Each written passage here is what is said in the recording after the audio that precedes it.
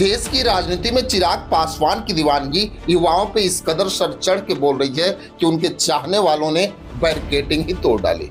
जी हाँ, आपने सही सुना, राजनीति जगत में बहुत युवा नेता है। खास करके बिहार की राजनीति में अगर देखा जाए तो तेजस्वी यादव भी एक युवा नेता के रूप में पहचाने जाते हैं। वहीं दूसरी तरफ देखा जाए तो नीतीश कुमार के पुत्र निशांत कुमार की भी गिनती एक युवा नेताओं में होती है।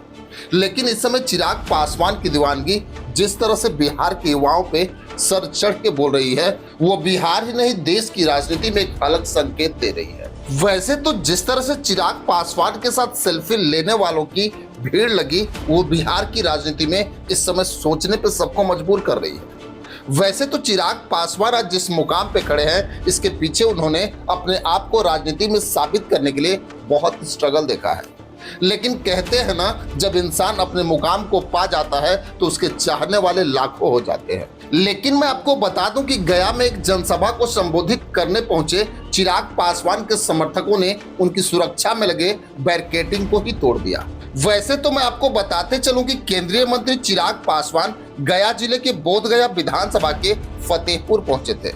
यहाँ उन्होंने लोजपा आर की जनसंकल्प सम्मेलन समारोह को संबोधित किया। इस दौरान केंद्रीय मंत्री की सुरक्षा उस वक्त खतरे में पड़ गई जब उनके समर्थकों ने उनके साथ सेल्फी लेने के लिए बैरिकेडिंग को ही तोड़ दिया। हालांकि मंच के करीब मौजूद अधिकारियों ने मामले को संभाल लिया। वहीं अगर देखा जाए तो चिराग पासवान ने अपने समर्थकों को निराश नहीं किया, उपस्थित जनसमूह के साथ हाथ मिलाया। इसके साथ ही पार्टी के कार्यकर्ताओं को खूब सेल्फी भी दी। वैसे तो जनसभा को संबोधित करने पहुंचे केंद्रीय मंत्री चिराग पासवान ने कहा कि प्रधानमंत्री नरेंद्र मोदी का 2047 में भारत को विश्व की तीसरी बड़ी अर्थव्यवस्था वाला देश बनाने का विजन है और मैं उसके साथ हूं। वही उनका विजन है कि देश में बिहार 2047 तक सबसे विकसित राज्य बने। ऐसे में आप हमें साथ और सहयोग दें, मैं आपको विकसित बिहार दूंगा। मेरी पार्टी का नारा ही है बिहारी फर्स्ट, बिहार फर्स्ट। वहीं अगर देखें तो चिराग पासवान ने जनसभा को संबोधित करते हुए बिना किसी का नाम लिए उन्होंने अपने चाचा एवं पूर्व केंद्रीय मंत्री पशुपति पारस को भी निशाने पर लिया। चिराग पासवान ने कहा कि कुछ लोग उन्हें और उनकी पार्टी को खत्म करने का प्लान बना रहे थे, लेकिन आपके साथ और सहयोग से मैं आगे बढ़ रहा हूँ। मैं न किसी के आगे झुका हूँ न झुकूंगा। चिराग पासवान ने यहाँ तक कहा कि मैं शेर का बेटा हूँ, मैं किसी से डरता नहीं। बड़ी बड़ी शक्तियों ने ताकत लगाई, जोर लगा दिया चिराग पासवान को समाप्त करने के लिए, चिराग पासवान को खत्म करने के लिए। और जो लोग चिराग पासवान को खत्म करना चाहते हैं, वो लोग ये भूल जाते हैं कि चिराग पासवान शेर का बेटा है। वैसे तो इस बात को कहते ही भीड़ ने मानो ऐसी जय घोष लगाई कि कुछ समय के लिए चिराग पासवान की आवाज ही दब गई और चिराग पासवान वहां मौजूद लोगों का अभिनंदन भी किया।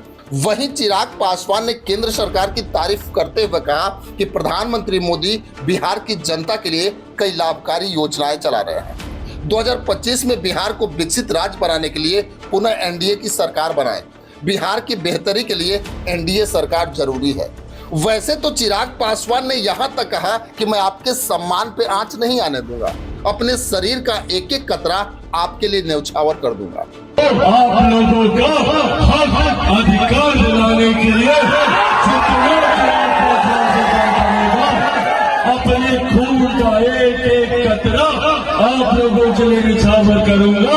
ये वादा आप लोगों से करके जाता हूं। हालांकि कार्यक्रम के दौरान एक वक्त ऐसा भी आया जब चिराग पासवान की सुरक्षा खतरे में पड़ गई।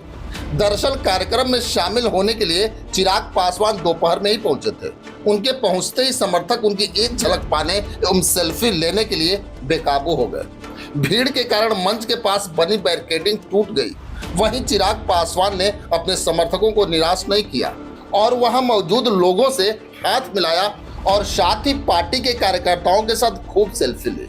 वैसे तो जिस तरह से चिराग पासवान देश की राजनीति में दिन प्रतिदिन आसमान की ऊंचाइयों को छू रहे हैं, ऐसा लगता है कि आने वाले समय में चिराग पासवान मुख्यमंत्री के बड़े चेहरे होंगे।